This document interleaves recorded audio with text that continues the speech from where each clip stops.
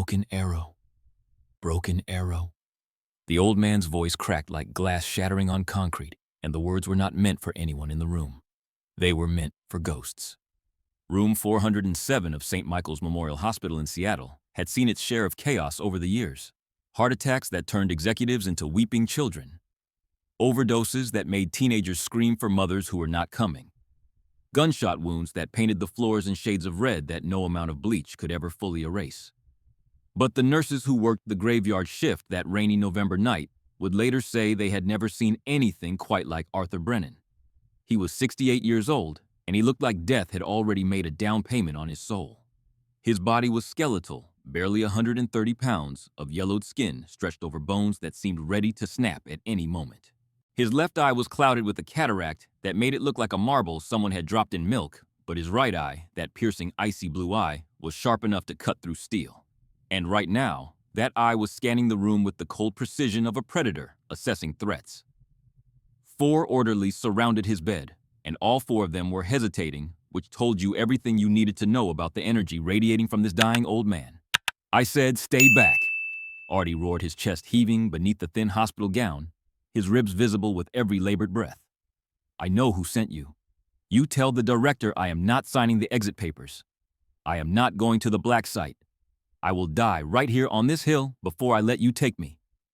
He was holding a plastic water pitcher like it was a grenade.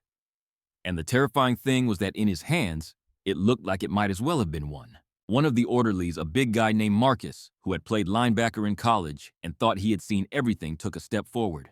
Artie's arm snapped out faster than anyone expected, and the pitcher connected with Marcus's face in a spray of water and blood.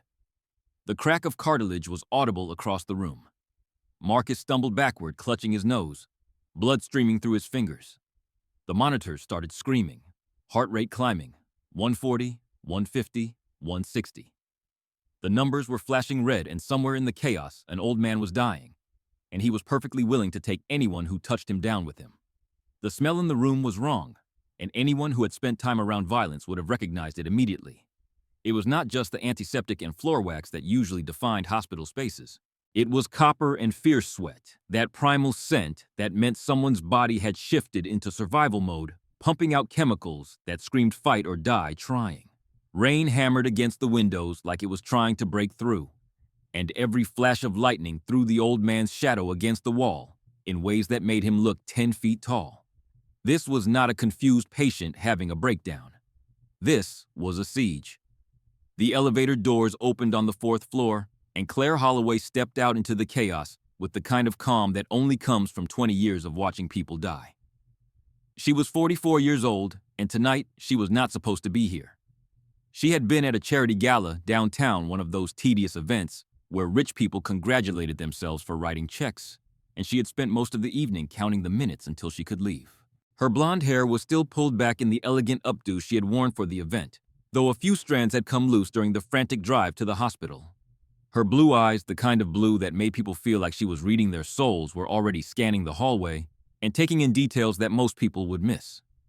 But it was what she was wearing that made the night shift nurses do a double take.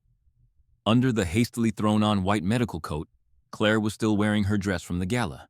It was crimson silk, elegant and form-fitting, the kind of dress that turned heads and made men forget what they were saying mid-sentence. The red fabric peeked out from beneath the white coat like a secret, and the contrast was almost jarring, like seeing a rose growing through concrete. She had kicked off her heels in the car and was now wearing the spare flats she kept in her locker, but there was still something about her presence that commanded attention. Maybe it was the way she carried herself, spine straight, shoulders back, like a woman who had seen the worst the world had to offer and had decided to keep showing up anyway.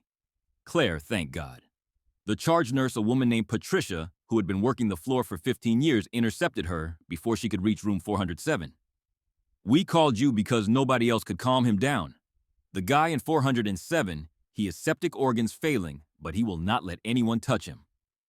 He already broke Marcus's nose, and Dr. Evans is about to call in a sedation order that is probably going to stop the guy's heart." Claire did not respond immediately. She was listening to the sounds coming from down the hall, the shouting, the beeping monitors, the controlled chaos that told her exactly how bad things were. She had a habit that other nurses found unsettling. Whenever a new patient arrived on her floor, Claire would stand at the foot of their bed and count. Not their vitals, not their medications, not the standard metrics that filled the charts. She counted scars. Every scar is a story someone survived, she had told a young resident once, and the way she said it made him feel like she was speaking from experience she would never share. She had 47 scars of her own hidden beneath her clothes where nobody could see them. She never talked about any of them. Her father had been military, the kind of military that did not talk about where they had served or what they had done. Thomas Holloway had died 4 years ago, cancer, eating him from the inside out, and he had taken most of his secrets to the grave. But not all of them. In the end, when the morphine made the walls between past and present dissolve, he had talked. And Claire had listened. She had grown up in a house full of silence and screaming nightmares, and she had learned to read the language of trauma before she had learned to read books. "I will handle it," Claire said, and she walked toward room 407 with the kind of purpose that made people step out of her way. Dr. Christopher Evans was standing in the hallway outside room 407, and his face was the color of a man who was watching his carefully ordered world fall apart. He was 29, fresh out of residency, and possessed the kind of arrogance that came from being told his entire life that he was the smartest person in the room. His solution to every problem was pharmaceutical, a needle full of the right chemicals administered with the right precision, and he could not understand why the universe was refusing to cooperate with his treatment plan. "Nurse Holloway," he snapped, not looking up from the clipboard, where he was furiously scribbling notes. "The John Doe in 407 needs restraints immediately. If we do not get that IV in him within the hour, he goes into septic shock and dies on my floor. I will not have that on my record." Claire stopped beside him, but she did not acknowledge the order. Instead, she was looking through the window into the room, watching the old man pressed against the headboard, watching the way his eyes moved, watching the way his body was positioned. "He is not a John Doe," Claire said, her voice calm but carrying an edge that made Evans finally look up. "His wallet says Arthur Brennan, and he is not psychotic Christopher. He is defending a perimeter." He broke the orderly's nose, Claire. Evans' voice was rising, his frustration bleeding through. "He is a confused, violent old man who is currently dying of what looks like advanced heavy metal poisoning combined with sepsis. He is a danger to himself and to my staff. Restrain him, sedate him, treat him. In that order." Claire did not move. She was still watching Artie through the window, and what she saw made something in her chest tighten. The old man's right index finger was tapping against his thigh in a rhythm that was not random. Tap, tap, tap, tap, tap, tap, tap, tap. It was a pattern, not a tremor, and she recognized it because she had seen her father do the same thing 1,000 times when he was lost in memories he could not escape. She noticed the tattoo on his forearm faded and almost unrecognizable, partially hidden under a jagged burn scar that looked like someone had tried to erase it with fire. But she could make out the outline, a chess piece, a knight crossed with a lightning bolt. She noticed the way he held his head tilted slightly to the left, favoring his good ear, listening for footsteps that might not be there. She noticed his breathing, and that was what convinced her. It was not the hyperventilation of a panic attack, the gasping chaos of someone losing control. It was controlled tactical in-hold out, the kind of breathing that soldiers learn to keep themselves steady under fire. He was not fighting the hospital. He was fighting a memory. "Get the straps, doctor." Evans ordered the security team. "We are done negotiating." The guards surged into the room, and Claire watched as Artie exploded into motion. Despite his skeletal frame, despite the fact that he was dying from the inside out, he fought with a precision that made her blood run cold. His kick connected solidly with the lead guard's thigh, buckling the man's leg. His elbow caught another guard in the solar plexus. He was weak. God, he was so weak, but he knew exactly where to hit and how hard. They pinned him to the mattress, 3 grown men struggling to hold down 130 pounds of fury, and the heart monitor started screaming louder. 160, 170, 180. Broken arrow. Artie screamed, his voice cracking, tears streaming from his good eye. Broken arrow. Unit 77. Heavy static. Confirm extract. Unit 787. Heavy static. Evans pushed into the room with a syringe, and Claire moved before she could stop herself. "Stop." She stepped between the doctor's needle and the patient, her body blocking the injection. "Look at his chart, Christopher. Look at his monitor. His heart is an AFib. You hit him with that sedative. While his adrenaline is this high, you will not treat him. You will kill him." The room went silent except for the beeping monitors and Artie's ragged breathing. Evans's face went red. "Move, Claire. Give me 5 minutes alone with him." "Absolutely not. I cannot authorize that." "Then write me up." Claire's eyes flashed, and for a moment the elegant woman in the red dress looked like something far more dangerous. "But if he codes because you forced a sedative into a heart that could not take it, that is on your license, Christopher. That is on your career. Give me 5 minutes." Evans clenched his jaw so hard Claire could hear his teeth grinding. He looked at the erratic heart monitor, at the feral look in Artie's eye, at the guards who were struggling to maintain their hold on a dying man who refused to stop fighting. 5 minutes, he said, throwing his hands up. "If he is not hooked up to that IV by then, I am calling the police to sedate him for transport to the psych ward." "This is on you, Claire." The room cleared. The guards released Artie, slowly, carefully backing toward the door, like they were leaving a cage with a wounded tiger inside. Dr. Evans shot Claire one final look of disapproval before pulling the door shut behind him. The click of the latch was the loudest sound in the world. It was just Claire and Artie and the ghosts he had brought with him. Silence returned to room 407, broken only by the ragged breathing of the old man and the steady beep of machines that were counting down the moments he had left. The storm outside had intensified, rain hammering against the glass like fists, and every flash of lightning threw shadows across the walls that looked like reaching hands. Artie remained pressed against the headboard, his knees drawn up to his chest, shivering despite the sweat that covered his body. He did not look at Claire. His eyes were fixed on the door, waiting for the second wave of the assault that his mind was convinced was coming. Claire did not approach him. Instead, she walked to the window and closed the blinds, shutting out the storm and the lightning and the world beyond these walls. Then she pulled a chair to the foot of his bed, positioned herself where he could see her clearly, and sat down.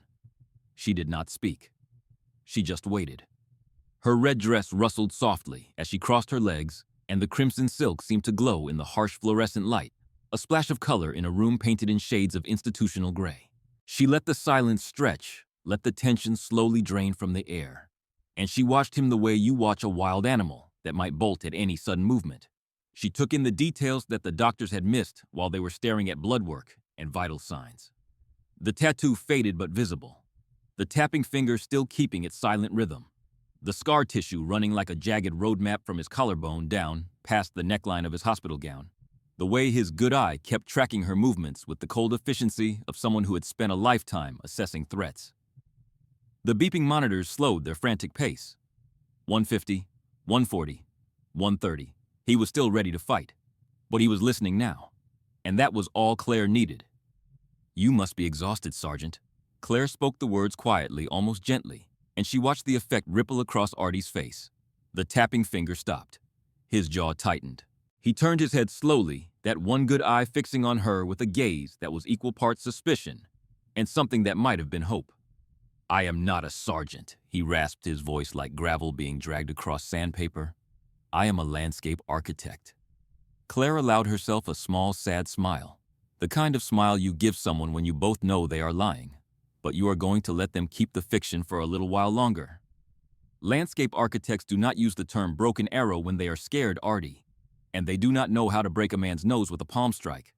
She leaned forward slightly, resting her elbows on her knees, keeping her body language open and non-threatening. "I watched you through the window. The way you moved, the way you assessed the room before you engaged, the way you controlled your breathing, even when they had you pinned. That is not something they teach in architecture school." Artie's eyes narrowed, and she could see the calculations happening behind them.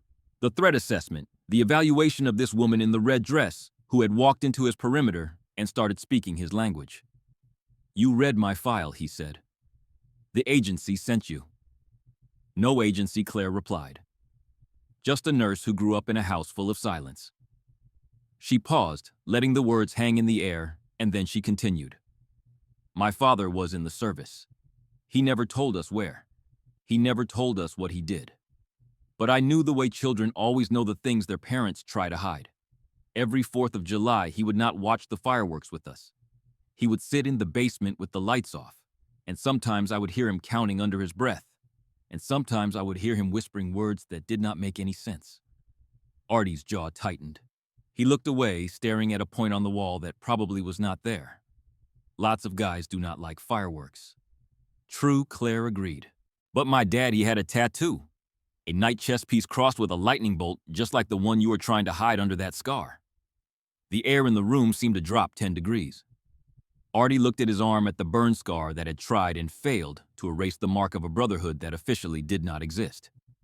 Then he looked back at Claire, and the gaze that met hers was lethal. The kind of look that promised violence if she took one more step in the wrong direction. "You see things you should not, girl," he whispered. "That is a dangerous habit." Claire did not flinch. She did not look away. She had spent her entire childhood learning not to flinch when men with haunted eyes looked at her like that. "He died 4 years ago," she said, continuing as if he had not spoken. "Cancer. But right before the end, when the morphine made him talk, he kept asking for Unit 77. He kept asking if the perimeter was cold." Artie's breathing hitched. The hard exterior cracked, and underneath it Claire saw something that broke her heart. Grief, profound and unprocessed, the kind of grief that had been stuffed down and locked away for decades, because there was no one left who would understand. "Unit 77, he whispered, and his voice trembled on the words. "There is no Unit 77. It was disbanded in '85. We do not exist. You exist right now, Artie." Claire stood up slowly, carefully making sure he could track every movement she made. "And you are sick. You have an infection in your leg that is poisoning your blood. If I do not give you antibiotics, you will die. Not in a blaze of glory, not protecting some secret. You will just die in a bed that smells like antiseptic and floor cleaner, surrounded by people who think you are just another crazy old man who lost his mind at the end." She took a step closer, and Artie's body tensed, but he did not swing at her. He did not scream. He was listening. "Is that how a soldier of Unit 77 goes out?" Artie looked at the IV pole standing in the corner of the room, the bag of antibiotics hanging from it like a transparent serpent waiting to sink its fangs into his arm. His whole body shuddered. "It is not the medicine," he whispered, and his voice was the voice of a man confessing something he had never told another living soul. "It is the sleep. I cannot sleep. If I sleep, I talk. And if I talk, they find out where it is." "Where what is?" Artie tapped his temple with a shaking finger. "The ledger. I have the ledger in here. Coordinates names the ones who sold us out in Nicaragua, the ones who left us behind in the jungle to die.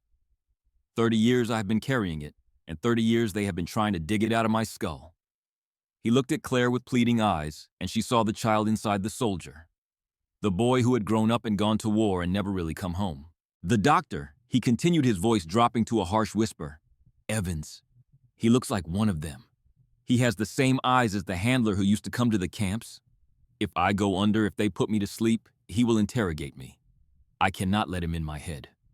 I cannot." Claire understood then that this was not just PTSD, though God knows there was plenty of that.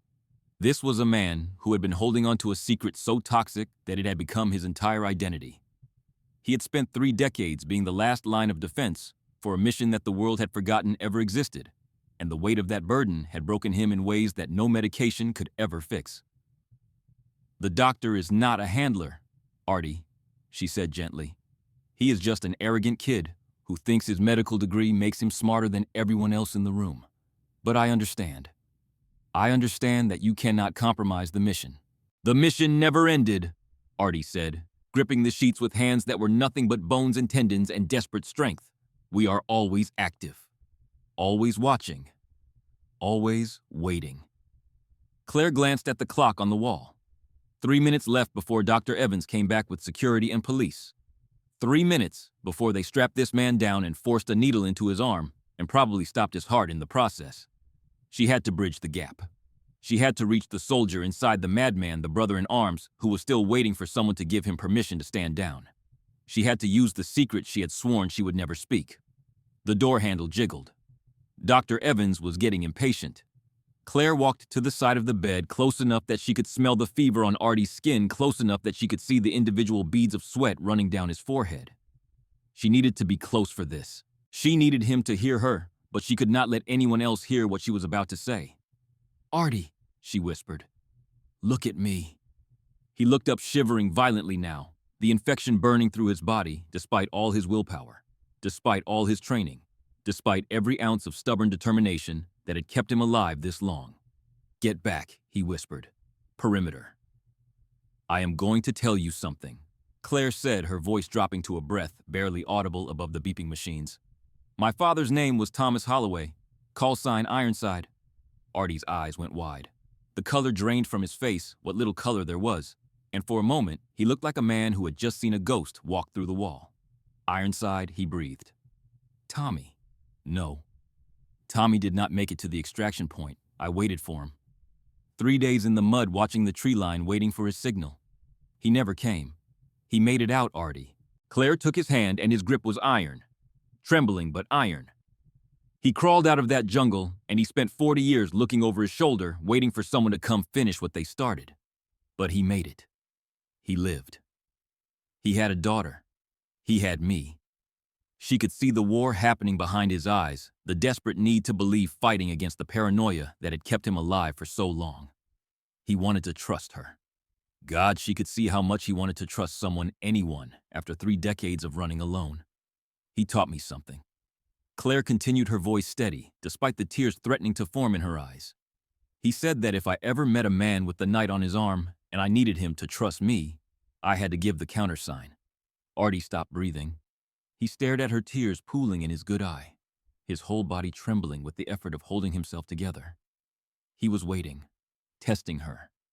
If she got it wrong, he would snap her neck. He was old and sick and dying, but he was still a weapon, and weapons did not stop being dangerous just because they were worn out. Claire leaned in close, her lips almost touching his ear, and she remembered the nights when she was a little girl, and her father would wake up screaming, and how he would calm himself by reciting the same phrase over and over like a prayer. It was not just words. It was a verification code, a proof of identity, a signal that the person you were talking to was family, was safe, was one of the few people in the world who understood what you had survived. She spoke the words clearly, each syllable carrying the weight of a promise. The shadow is long, but the fox walks at midnight. Artie gasped. It was the sound of a drowning man breaking the surface after being held under for 30 years. He stared at her, his mouth open, his eyes flooded with tears, and the rage that had defined him for so long simply evaporated like fog burning off under a morning sun. In its place was something that broke Claire's heart all over again. Vulnerability, relief, the heartbreaking expression of a lost brother who had finally found his way home. And the moon. Artie choked out his voice, breaking on every word. The moon pays no debts. Claire nodded, and she did not try to stop the tears that were now running down her own cheeks. Permission to treat Sergeant. Artie slumped back against the pillows, the fight leaving his body like air escaping from a balloon. He looked at the IV pole, then back at Claire, and for the first time since they had brought him in, he looked like a human being instead of a cornered animal. Permission granted, nurse, he whispered. Secure the line. The door flew open, and Dr. Evans marched in, like a general reclaiming conquered territory. Behind him came 2 police officers and 3 security guards, their faces set in the grim determination of men who had been told to subdue a threat and were not interested in negotiating. Time is up, Holloway, Evans announced, reaching for the restraint straps that were coiled on the side table. Step away from the patient. Officers, hold him down. Stop. Artie's voice was different now. It was not the ragged scream of a terrified man fighting for his life. It was calm, authoritative, the voice of someone who had commanded men in darkness and expected to be obeyed without question. Dr. Evans froze. The change in tone was palpable, like the temperature in the room had shifted. The nurse, Artie said, pointing a shaking finger at Claire, is the only one who touches me. She is the designated medical officer for this patient. If anyone else comes within 3 feet of this bed, I will consider it an act of aggression and respond accordingly. He turned his gaze to the police officers, and something in that look made both of them take an involuntary step backward. And you boys really do not want to fill out that paperwork.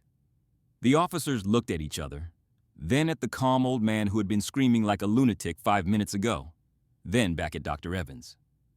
Evans huffed, throwing his hands up in the universal gesture of a man who was done fighting. Fine, but if he flinches, we sedate him. Claire moved quickly. She prepped the IV with practiced efficiency, her hands steady despite everything that had just happened. Artie watched her with a look of intense gratitude and recognition, and when the needle pierced his skin, he did not pull away. He did not flinch.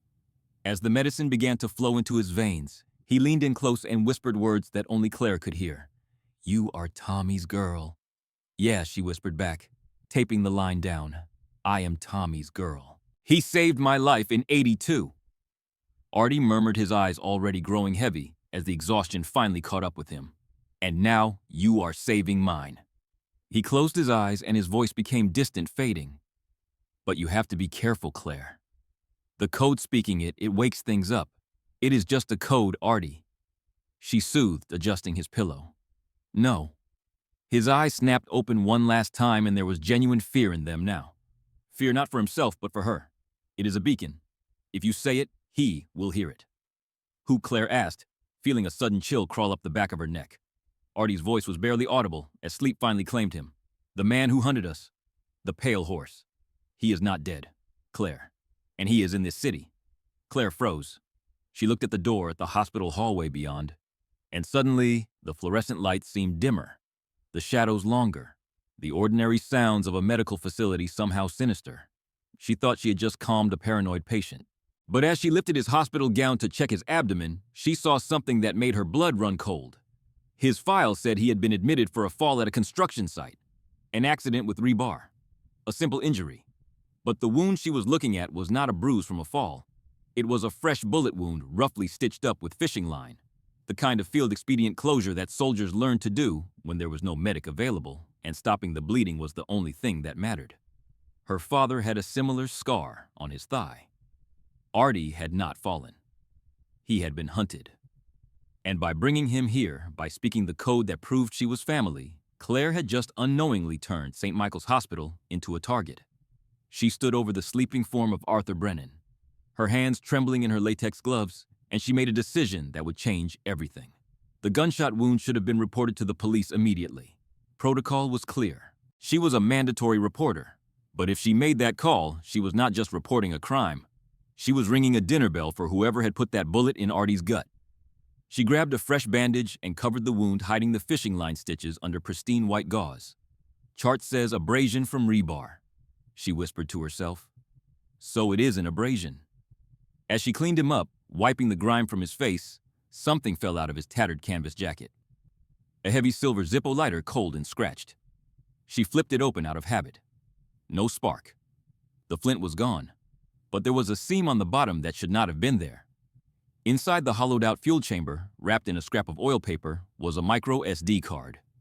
You found it. Claire jumped, nearly dropping the lighter. Artie was awake, his eyes lucid, locked on hers. The ledger, he whispered. The digital copy. That is everything. Names, coordinates, bank accounts. The locations where they buried the men who refused to follow orders. I have been carrying it for 30 years, waiting for the right moment to let the world know what happened to us. He told her about the pale horse. His real name was Victor Ashford, and 30 years ago he had been a logistics officer, a pencil pusher who figured out how to move weapons and heroin and classified intelligence through conflict zones. He had used Unit 77 as his personal smuggling operation, and when they discovered the truth, he had left them in the jungle to be overrun. Your father was the first one to suspect, Artie said, his voice heavy with old grief. He tried to radio command, but Ashford had jammed the communications. He left us there to die so there would not be any witnesses. Claire felt tears running down her face. My dad said he got separated. He said it was chaos. It was an execution, Artie corrected. Tommy got out. I got out. 2 others. We scattered, changed names, stayed off the grid. But Ashford, he rose through the ranks. Private defense contractor, now powerful, connected up for a cabinet position. If the Senate finds out he built his fortune on blood money, he is cleaning up loose ends, Claire finished. Artie nodded. He killed Miller in Detroit last week. Killed Holloway in Miami 2 days ago, made it look like a heart attack. He looked at the heart monitor beside his bed. That is why I would not let them touch me. A needle is a perfect weapon when you know how to use it. Outside the window, lightning flashed, and for just a moment, Claire could have sworn she saw a figure standing in the parking lot below, looking up at the hospital. But when the light faded, there was nothing there except the rain. The hospital PA system crackled to life, cutting through the quiet of the 4th floor like a knife through silk. Code Gray. Main lobby. Security to the main lobby. Code Gray. Claire's head snapped up. Code Gray meant a security threat, a combative person, a potential lockdown situation. It was 2:14 in the morning, and the hospital was running on a skeleton crew, most of the entrances locked down except for the emergency room. Artie went rigid in his bed, his eyes suddenly sharp, despite the medication flowing through his veins. He knew that sound. He knew what it meant. "He is here," Artie whispered, and there was no panic in his voice, just the cold certainty of a man who had been running for 30 years and always knew this moment would come. "Hide the card, Claire. Hide it where God himself cannot find it." Claire's heart was pounding so hard she could feel it in her throat. She shoved the micro SD card back into the Zippo lighter, snapped the bottom shut, and dropped it into the front pocket of her scrubs, the weight of it suddenly feeling like an anchor.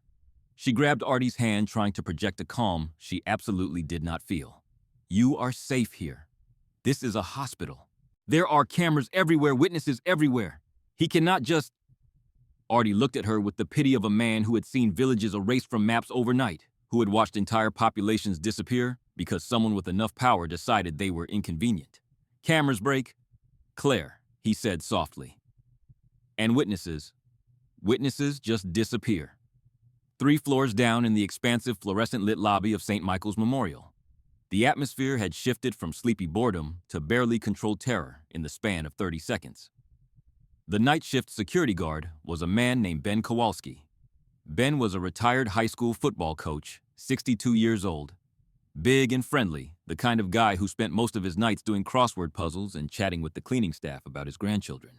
He had taken the hospital security job because it was quiet and the benefits were good, and he liked feeling useful without having to deal with the kind of chaos that had defined his coaching career. He was not equipped for Victor Ashford. Ashford stood at the reception desk, and the first thing Ben noticed was that the man did not look like a threat. He looked like a magazine cover, the kind of person you saw in Fortune 500 profiles or political fundraising events. His suit was charcoal gray, bespoke the kind of tailoring that cost more than Ben made in a year. His silver hair was perfectly styled, not a strand out of place, and his rimless glasses caught the fluorescent light in a way that made it impossible to see his eyes clearly. He held a black umbrella that was dripping rainwater onto the polished floor, and he did not seem to notice or care about the small puddle forming at his feet. Behind him stood 2 men who were most definitely threats. They were large, wearing tactical pants and black windbreakers, with vague insignias that looked official but meant nothing if you knew what to look for. They stood with their hands clasped in front of them, scanning the room with the predatory boredom of apex predators who had not eaten in a while and were hoping for an excuse. Sir Ben stammered, his hand hovering near the phone. "Like I said, visiting hours ended at 8. You cannot just walk in here in the middle of the night." Ashford smiled, and it was the most unsettling expression Ben had ever seen on a human face. The mouth moved, the cheeks lifted. All the mechanical components of a smile were present and accounted for, but the expression never reached his eyes. It was merely a manipulation of facial muscles, a tool used to put people at ease. "I understand the protocol," Officer Ashford said, and his voice was smooth, cultured, the kind of voice that made you want to trust it even when every instinct was screaming otherwise. "But this is a matter of national security. We are tracking a fugitive who poses a significant biological threat." Biological. Ben blinked, the word hitting him like a slap. Ashford slid a laminated badge across the counter. It had a Department of Defense seal, a holographic chip that caught the light, and a clearance level that Ben had never seen before, did not even know existed. "The individual is Arthur Brennan. He is an escaped patient from a federal containment facility. He is carrying a highly contagious strain of viral hemorrhagic fever, extremely dangerous, extremely transmissible. He is delusional, violent, and highly infectious." Ben recoiled, pulling his hand back from the counter like the laminated badge might be contaminated too. "He is here." He blurted out, the words escaping before he could stop them. "Admitting said we got a John Doe earlier tonight with sepsis symptoms." That is the cover story his mind has created. Ashford lied smoothly, not missing a beat. He believes he is a soldier. He believes he is being hunted. It is part of the pathology. We need to extract him immediately before he contaminates your staff. Where is he? Ben hesitated. Something felt wrong. Something he could not quite name. A small voice in the back of his head warning him that this was not what it appeared to be. I should call the administrator. Get approval." Ashford leaned forward, and the air pressure in the room seemed to drop. Up close, Ben could see his eyes clearly for the first time, and what he saw made his stomach clench. They were gray, pale gray, the color of ice on a winter lake, and there was absolutely nothing behind them. No warmth, no humanity, nothing but cold calculation. If you make a call, you waste time. Ashford said, his voice still pleasant but carrying an edge now that had not been there before. If you waste time, the virus spreads. Do you want to be responsible for an outbreak in your own city, Ben? He knew the guard's name. He had not looked at the name tag.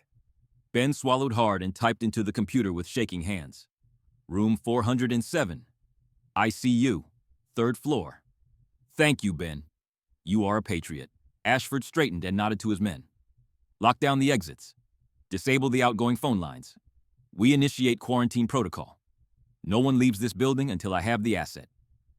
As Ashford walked toward the elevators, his shoes clicking on the polished floor, with the unhurried pace of a man who had all the time in the world, Ben picked up the phone to call Dr. Evans.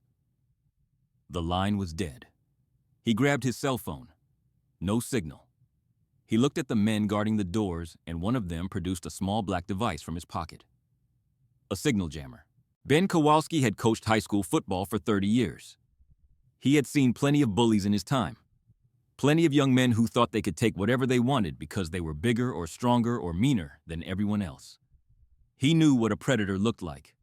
This was not a quarantine. This was a takeover, and there was nothing he could do to stop it. On the 3rd floor, Claire was pacing back and forth across room 407.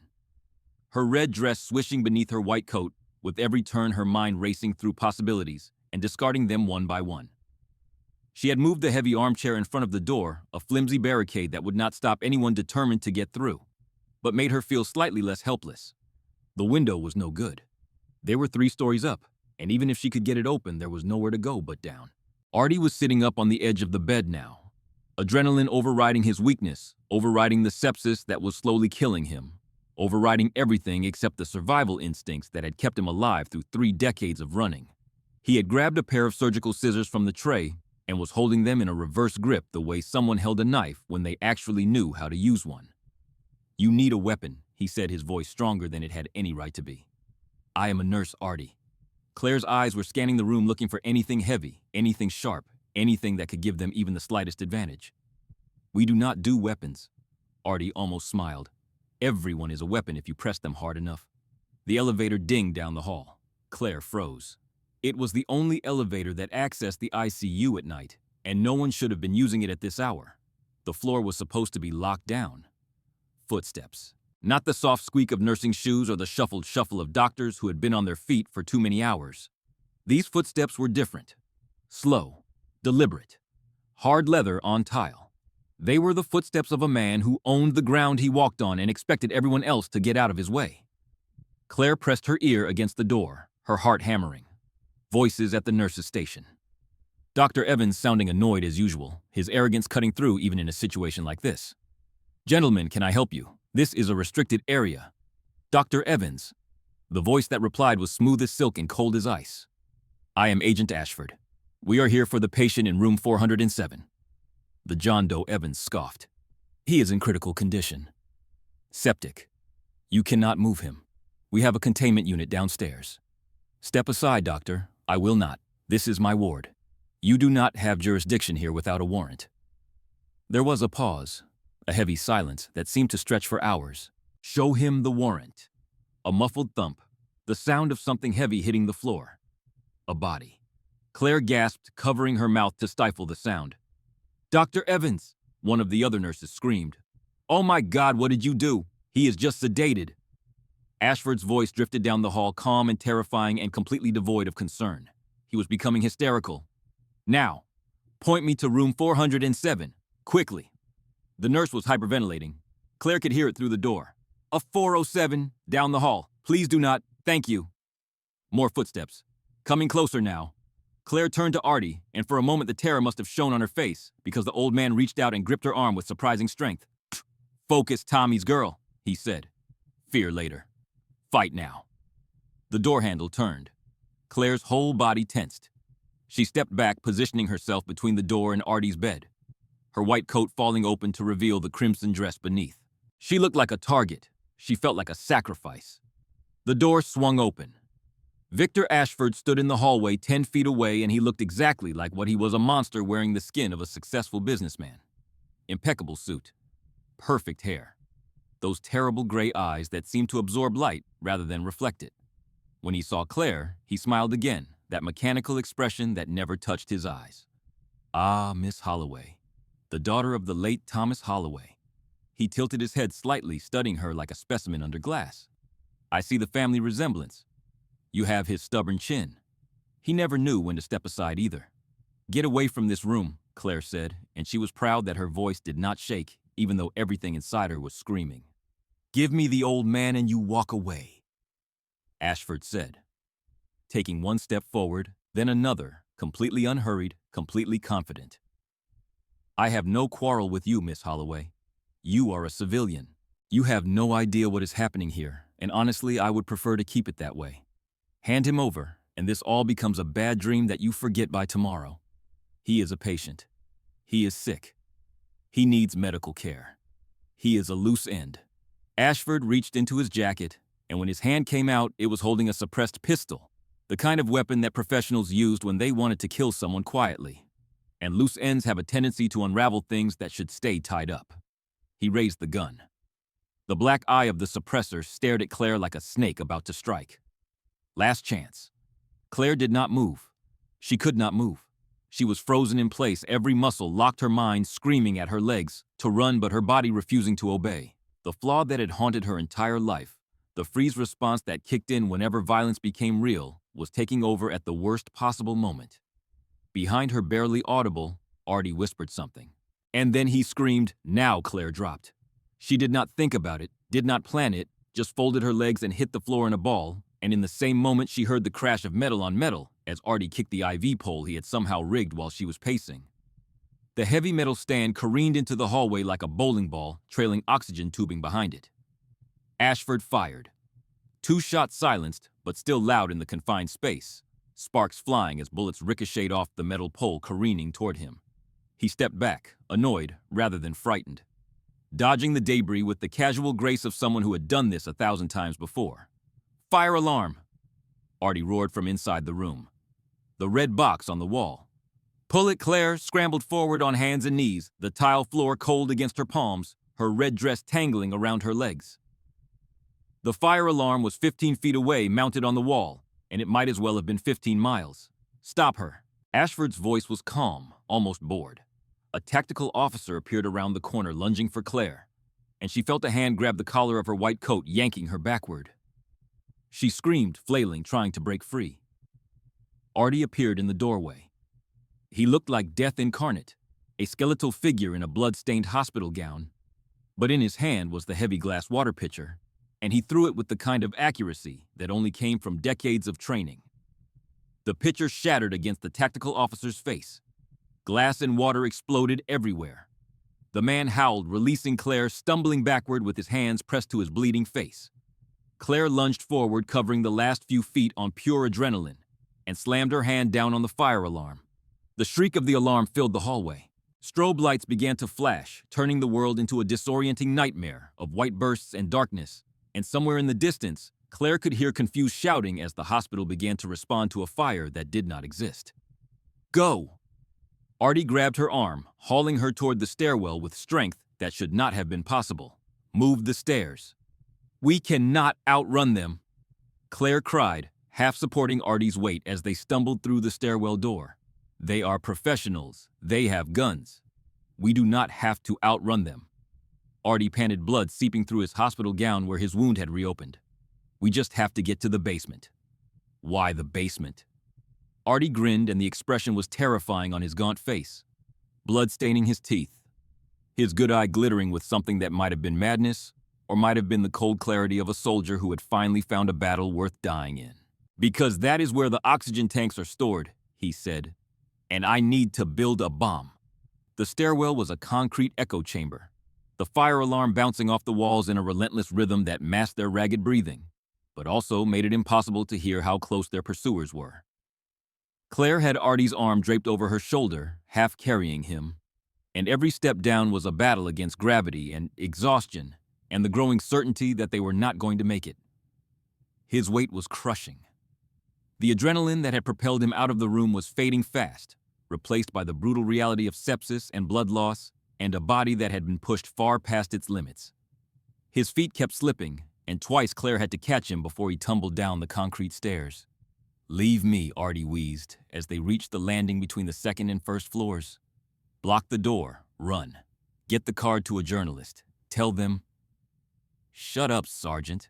Claire adjusted her grip, ignoring the pain in her shoulders and back, ignoring the voice in her head that was telling her this was insane, that she should drop him and save herself. "We do not leave men behind. My father crawled 3 days through mud to get out of that jungle. You think I'm going to leave his brother in a hospital stairwell?" Artie looked at her, and something shifted in his expression. The pain was still there, the exhaustion, the grim acceptance of a man who knew he was dying. But underneath all of that, Claire saw something else. Pride, recognition, the look of a soldier who had finally found someone worthy of carrying the mission forward. "You really are Tommy's girl," he whispered. They reached the basement door. Heavy steel marked with signs warning of high voltage and oxygen storage, and a dozen other hazards that normal people were supposed to stay away from. Claire threw her weight against the crash bar, and they spilled into the cool, humming darkness of the hospital's mechanical heart. It was a different world down here. Massive boilers hissed in the shadows like sleeping dragons, radiating heat that made the air shimmer. Thick bundles of colored wires snaked along the ceiling, carrying power and data to every corner of the building above. The concrete floor vibrated with the rhythm of generators, a low hum that Claire could feel in her bones rather than hear with her ears. And in the corner behind a cage of chain-link fence stood row after row of tall green oxygen tanks. Enough concentrated O2 to turn this entire basement into a bomb. Claire kicked off her flats, the heels too impractical for what was coming, and the cold concrete bit into her bare feet. Her red dress was torn now, stained with Artie's blood, and the grime of the stairwell, but she barely noticed. "The breaker panel," Artie commanded, pointing a shaking finger toward a gray wall of industrial switches on the far side of the room. "And the main generator transfer switch, big red lever. You are going to need to pull it when I tell you."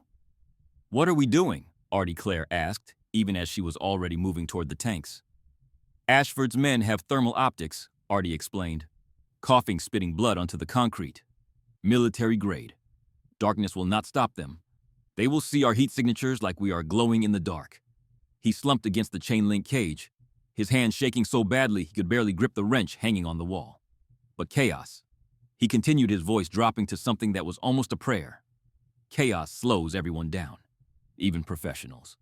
I need you to open 3 of these tanks, all the way. Fill the room with oxygen." Claire's hands froze on the valve.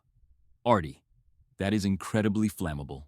1 spark and—" "Exactly." He pulled the Zippo lighter from her pocket, the one containing the micro SD card, and pressed it back into her hand. "Keep this safe. No matter what happens, keep this safe.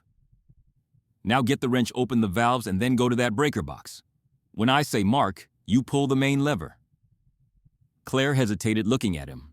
This skeleton of a man who was preparing to die so that she could live, so that the truth could survive. "What happens to you?" Artie met her eyes, and for just a moment, he did not look like a sick old man anymore.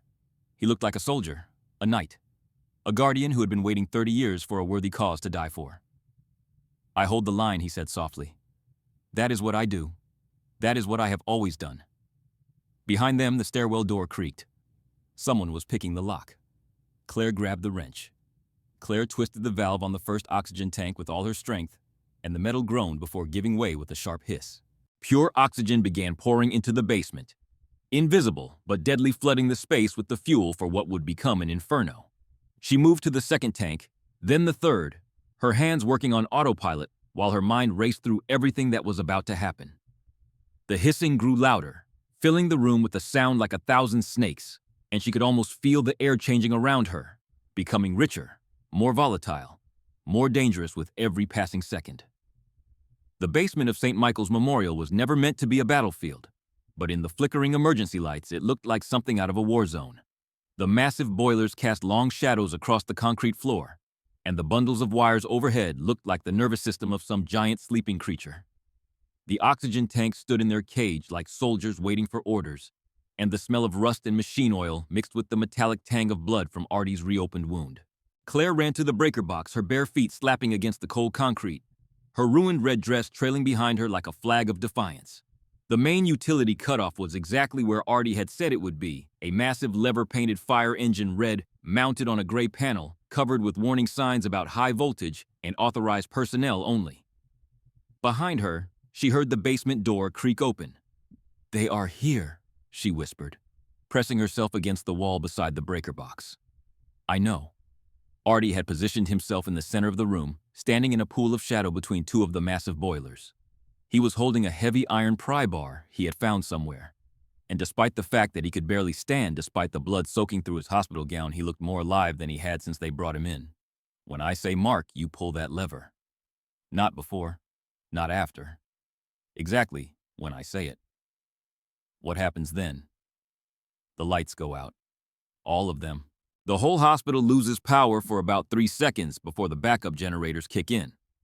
Artie's voice was steady, almost calm, like he was explaining a routine procedure rather than planning his own death. "In those 3 seconds, I am going to create the biggest distraction these bastards have ever seen." The door burst open. 3 tactical officers flooded into the basement, their weapons raised, laser sights cutting through the gloom like red fingers pointing toward death. They moved with professional precision, fanning out to cover the room, their night vision goggles giving their faces an insectoid appearance that made them look less than human. Behind them, unhurried as always, walked Victor Ashford. He had a handkerchief pressed to his nose, filtering out the smell of rust and oil and blood that permeated the basement air. His suit was still immaculate, not a wrinkle or a stain, despite everything that had happened, and his gray eyes swept the room with the cold efficiency of a predator surveying its territory. "End of the road," Arthur Ashford called out, his voice echoing over the hiss of the escaping oxygen. "Nowhere left to run. No more tricks. No more games.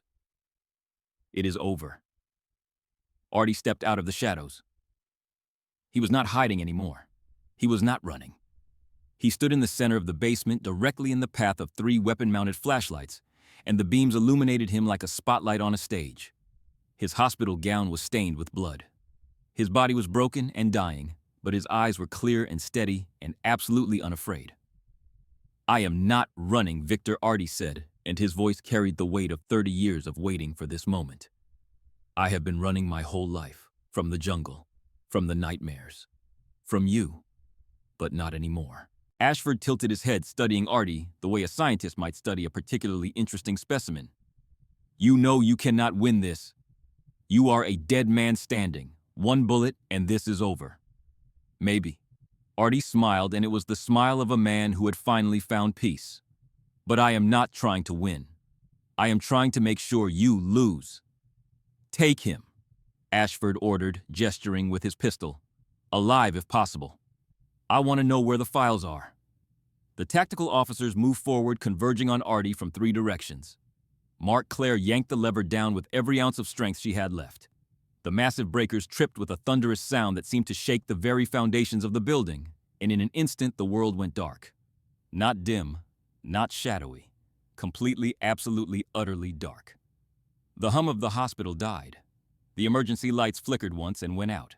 The boilers fell silent. For one eternal moment, the only sound in the basement was the hiss of oxygen pouring from the open tanks. And then Artie moved. Claire could not see what happened, but she heard it. The swing of the pry bar through the air, the crack of metal hitting metal, and then a sound that would haunt her nightmares for years to come, the explosive crack of high-voltage electricity meeting oxygen-rich air. The world turned white. A massive arc of blue-white lightning erupted from the junction box, and the oxygen-enriched atmosphere caught fire like the breath of a dragon. The flash was blinding, searing a miniature sun born in the basement of a Seattle hospital, and the tactical officers screamed as their night vision goggles overloaded and burned their retinas with amplified brilliance.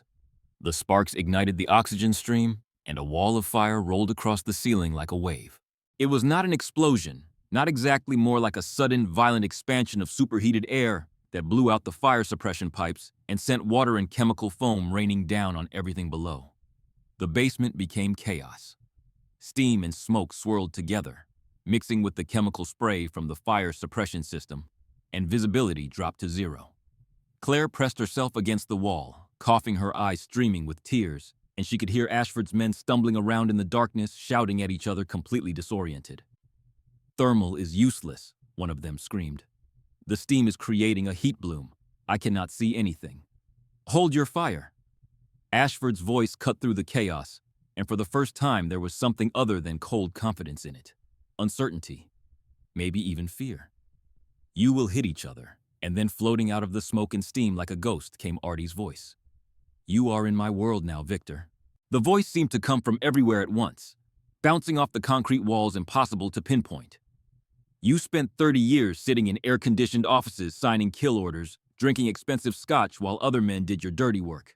You forgot what it feels like to be hunted. You forgot what the jungle smells like. A clang of metal from somewhere to the left. One of the tactical officers spun and fired, his suppressed rounds sparking off a boiler. More steam erupted into the air. You think darkness is my enemy? Artie's voice continued taunting, circling. I lived in darkness for 3 years after Nicaragua. Slept in abandoned buildings, moved only at night, ate out of trash cans, because I could not trust anyone enough to buy food in daylight. Darkness is my home, Victor. You are just visiting, flush him out. Ashford ordered, his voice rising. Use the flashlight's grid pattern. Beams of LED light began cutting through the smoke and steam sweeping back and forth in overlapping patterns, slowly pushing back the darkness. Claire watched from her position by the breaker box, her heart pounding, knowing that any moment those lights would find her would find Artie, and this would all be over. A hand clamped over her mouth from behind. She nearly screamed, but the grip was familiar, somehow weak, but determined. And when she turned her head, she found herself looking into Artie's good eye. He was drenched in sweat and water from the fire suppression system, and she could feel the sticky warmth of fresh blood soaking through his hospital gown, where the wound in his side had torn completely open. He was dying. She could see it in his face, in the gray pallor of his skin, in the way his breath came in short, ragged gasps. The burst of energy that had carried him through the last hour was gone, burned up in the electrical explosion, and all that was left was a man running on borrowed time. The hatch he breathed into her ear, his voice barely audible above the hiss of steam and the shouts of the searching men. Behind the boiler. Maintenance crawl space. It leads to the storm drains under the hospital. That is your way out. Claire shook her head violently. I am not leaving you. You do not have a choice. Artie's grip tightened on her arm, and she could feel his hand shaking. My leg is septic. My gut is shot. I can barely stand. If I try to crawl through that tunnel, I will just block the way and we both die. No. Tears were streaming down Claire's face now, mixing with the water and the chemical foam. No, there has to be another way. Artie pulled back, and in the dim light of the searching flashlights, she could see his face clearly. He was smiling. Not the wolfish grin from before, but something gentler. Something that reminded her of her father in his final days. This is not about me, Claire. It never was. It is about the truth. He pressed the Zippo lighter into her hand, the one containing the SD card, with 30 years of evidence. If you stay, the story dies in this room. If you go, the ghosts finally get to rest. The flashlight beams were getting closer, sweeping methodically toward their position. Tommy's girl Artie whispered, "You have to go. Now." Claire's hand closed around the lighter, and she felt the weight of it, the weight of everything it represented, 30 years of secrets, 30 years of lies, 30 years of men dying to protect a truth that the world had never been allowed to hear. I cannot, she sobbed, the words tearing out of her. I cannot just leave you here to die. You are not leaving me to die. Artie's voice was steady, calm, the voice of a man who had made peace with what was coming. You are giving me a chance to die for something that matters. Do you know how long I have been waiting for that? He reached out and touched her face, wiping away the tears with a trembling hand. Your father, he said softly. You know what he said to me the last time I saw him. We were pinned down behind a rock. Bullets flying overhead, both of us convinced we were not going to make it. And he looked at me and said, I have a daughter. She is 3 years old, and someday she's going to ask me what her daddy did in the war. I want to be able to tell her the truth. Claire's breath caught in her throat. He got out. Artie continued. He made it home. He raised you. But he never got to tell you the truth, did he? He died with it, locked inside him, and you never knew. She shook her head, unable to speak. Now you know. Artie squeezed her hand one final time. Now you can tell the world. Now the ghosts can rest. The flashlight beams were almost on them. They had seconds, maybe less. Go, Artie ordered, and it was the voice of a sergeant giving a command that expected to be obeyed. That is a direct order, nurse. Claire sobbed a silent, racking convulsion that shook her whole body. She wanted to argue, wanted to fight, wanted to do anything except what she knew she had to do. Thank you, Artie, she whispered. Thank you for everything. Do not thank me yet. He was already turning away, already preparing for what came next. Thank me when the story is out. Thank me when Ashford is rotting in a cell. Now go. Run. She started to apologize again, and he cut her off. Do not. That is not what soldiers do. Say what Tommy would say. Claire swallowed hard, forcing the words out through the grief that was choking her. See you on the other side, Sergeant.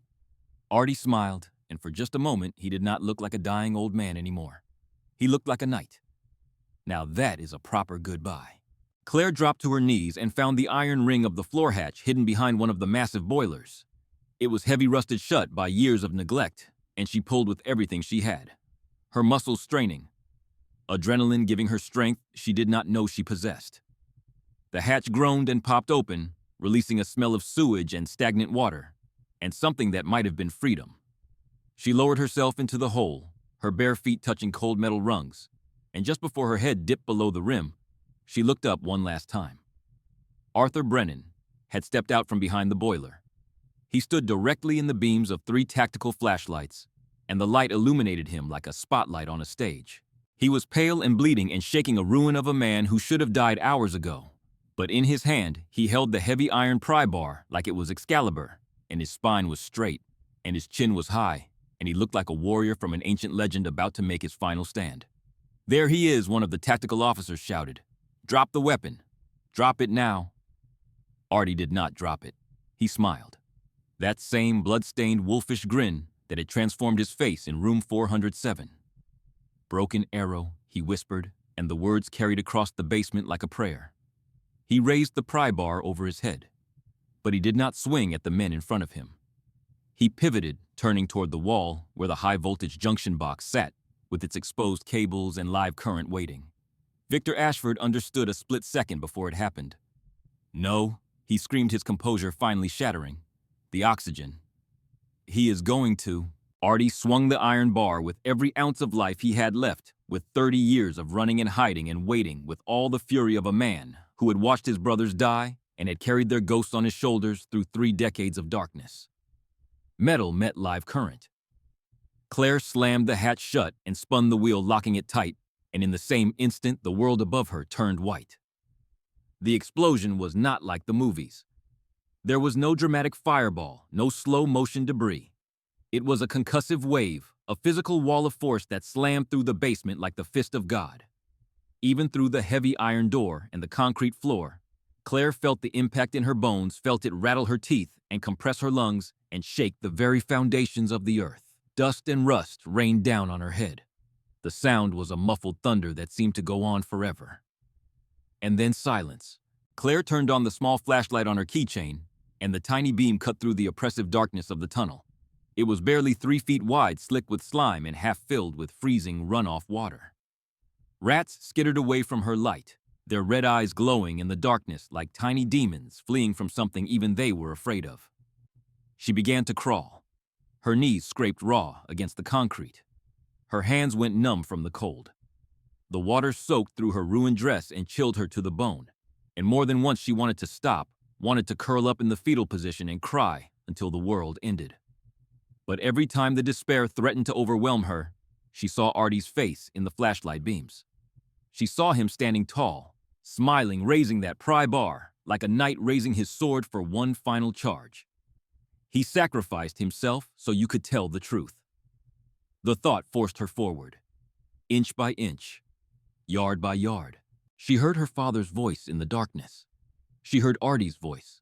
The shadow is long, but the fox walks at midnight. Finally, after what felt like hours, she saw a grate above her head. A sliver of moonlight, real moonlight, pierced the gloom. She pushed against the grate. It would not budge. Panic surged through her. Had she crawled all this way just to die in a sewer, trapped like a rat, while the truth died with her? She screamed a primal wordless sound of frustration and slammed her shoulder into the iron. Once. Twice. On the third hit, The rusted hinges gave way. Claire clawed her way up and out, gasping for air, and rolled onto wet asphalt.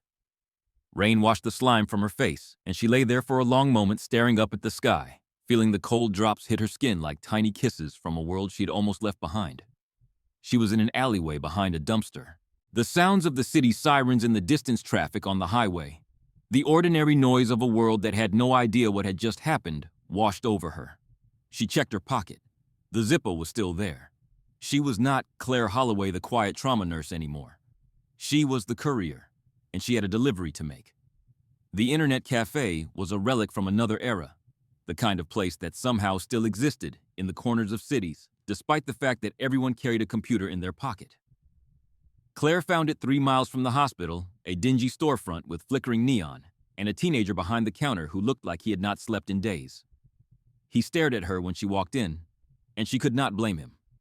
She was barefoot, her crimson dress torn and stained with blood and sewage, her blonde hair matted and dripping. She looked like she had crawled out of a grave, which was not far from the truth. A $100 bill from the emergency cash she kept in her coat bought his silence, and a private booth in the back. Her hands were shaking so badly she could barely fit the micro SD card into the reader, but she managed, and when the computer screen flickered to life and a folder opened, she felt the breath leave her body in a rush. Operation Silent Night, 1982 to 1989. Scanned letters authorizing the use of expendable assets to transport unregistered cargo through conflict zones. Lists of coordinates that marked mass graves in 3 different countries. Bank records showing billions of dollars flowing through shell companies. Names, dates, photographs, everything that Victor Ashford had spent 30 years trying to bury. Claire did not send it to the police. Ashford owned too many people in law enforcement, had too many connections in the places where decisions were made. If she sent this to the wrong person, it would disappear, and everyone who had died to protect it would have died for nothing. Instead, she went to the encrypted whistleblower portals for the biggest news organizations in the world. The New York Times, The Washington Post, The Guardian, Al Jazeera. She uploaded the files to all of them, watching the progress bar creep forward with agonizing slowness. 10%, 45%, 80%. She dialed the FBI field office in Seattle, not the local police, the feds, and when the operator answered, she spoke in a voice that was steady and clear despite everything. "My name is Claire Holloway. I am uploading classified evidence regarding Victor Ashford and the massacre of Unit 77. By the time you trace this call, the world will know. 100% sent." She hung up, snapped the SD card in half, and walked out into the rain. 2 days later, Claire sat in the departure lounge at SeaTac Airport and watched the world change. She looked different now, her hair cut short and dyed black oversized sunglasses hiding her eyes, a nondescript gray hoodie replacing the ruined crimson dress. She was nobody, just another traveler waiting for a flight, and that was exactly how she wanted it. The television monitors throughout the terminal were all tuned to the same channel, and the headlines screaming across the screen made her heart swell with something that might have been grief or might have been triumph. Defense contractor arrested in massive corruption scandal. The footage showed a scene of controlled chaos outside a mansion in Virginia. FBI agents in windbreakers were leading a man in handcuffs toward a waiting SUV, and Claire leaned forward to watch. Victor Ashford did not look like a predator anymore. He looked old. He looked small. His silver hair was disheveled, his suit was wrinkled, and he was shouting at the cameras with the desperate fury of a man who could not believe his power had finally run out. Nobody was listening to his orders anymore. Nobody cared. The news anchor's voice cut through the terminal noise. The documents leaked by an anonymous source detail decades of illegal arms dealing and extrajudicial killings orchestrated by Ashford's private firm. The leak has also shed light on the fate of Unit 77, a Special Forces platoon previously thought to be a clerical error in Pentagon records. The Defense Department has announced a full investigation. A photograph appeared on screen, a grainy security camera still from St. Michael's Hospital, taken hours before the explosion. It showed an old man standing in the lobby, frail, but upright, his spine straight, despite everything his body had endured. Tragically, the anchor continued the leak came at a cost. Authorities are still investigating the explosion at St. Michael's Memorial Hospital. While no staff or patients were harmed in the blast, the body of an unidentified man was recovered from the basement. Forensic evidence suggests he deliberately triggered the explosion to prevent armed intruders from accessing the upper floors. He is being hailed as a hero. Claire reached into her pocket and pulled out the Zippo lighter. She had bought new flint and fluid at a gas station the day before, and now she walked to the window overlooking the tarmac. The rain had finally stopped. The sun was breaking through the gray Pacific Northwest clouds for the first time in days, sending shafts of golden light across the wet runway like fingers reaching down from heaven. She flipped the lid open. Clink. She spun the wheel. Snick. A strong, steady flame erupted orange and warm, dancing in the reflection of the glass. Perimeter clear. "Sergeant," she whispered. Mission accomplished. She watched the flame for a long moment, honoring the man who would not let anyone treat him until someone finally treated him like a soldier. The man who had carried the truth for 30 years and given his life so that it could finally be heard. She snapped the lighter shut. Click. Claire picked up her bag and walked toward her gate. She was not running anymore. She was moving forward. In her pocket was a list of names, the families of Unit 77, the wives and children and siblings who had spent decades wondering what happened to the men they loved. She was going to find them. She was going to tell them that their fathers and brothers and husbands had not just vanished into the fog of war. They had been heroes. They had been betrayed. And now, finally, the world knew the truth. An older woman waiting at the gate glanced up at Claire, then at the television still showing footage of Ashford's arrest. "Terrible thing, is it not?" the woman said. "All those secrets, all those lies." Claire smiled, the first real smile she had allowed herself in days. "Sometimes secrets need to come out," she said. "That is how ghosts find peace." She boarded the plane and found her seat by the window. As the aircraft taxied toward the runway, she looked out at the Seattle skyline one last time. Somewhere out there in the basement of a hospital that would never fully understand what had happened within its walls, a soldier had made his final stand. The plane lifted off, and the sun broke fully through the clouds, flooding the cabin with warm golden light. Somewhere, Claire knew her father was finally at rest. And Arthur Brennan, the knight of Unit 77, was standing watch at the perimeter. Forever. And that, my friends, is the story of the ghost of St. Michael's Hospital. A story about a man who spent 30 years running only to stop and fight when it mattered most. A man who would rather die than let the truth be buried with him. Artie Brennan was not just a patient. He was not just a soldier. He was a guardian of secrets that powerful people wanted to stay hidden forever. And in the end, he gave everything he had so that the world could finally know what happened to Unit 77. It makes you wonder, does it not? How many people do we walk past every single day without knowing their stories? The homeless veteran sitting on the corner with the cardboard sign. The quiet old man in the nursing home who never talks about his past. The woman at the grocery store with scars she never explains. What wars are they still fighting in their heads? What secrets are they carrying that the world will never know? If this story touched your heart the way it touched mine, do me a favor. Hit that like button right now. It tells the algorithm that stories like this, stories about sacrifice and truth, and the bonds that connect us across generations, that these stories matter, that people want to hear them. And if you are not subscribed yet, what are you waiting for? Hit that subscribe button and turn on the notification bell so you never miss another story. I have got something incredible coming next week. A story about a deep-sea diver who discovered something at the bottom of the ocean that the government has been trying to hide for 50 years. Trust me, you do not want to miss that one. Share this video with someone who needs to hear it today. Send it to a friend, a family member, anyone who believes that the truth always finds a way to come out, no matter how long it takes. And before you go, I want to ask you something. Leave your answer in the comments below. If you were Claire standing in that basement knowing that staying meant death, but leaving meant abandoning someone who trusted you, what would you have done? Would you have had the strength to carry the truth forward? Or would you have stayed to fight alongside a brother you had only just met? Think about it. And remember, the shadow is long, but the fox walks at midnight. Until next time, keep the perimeter secure.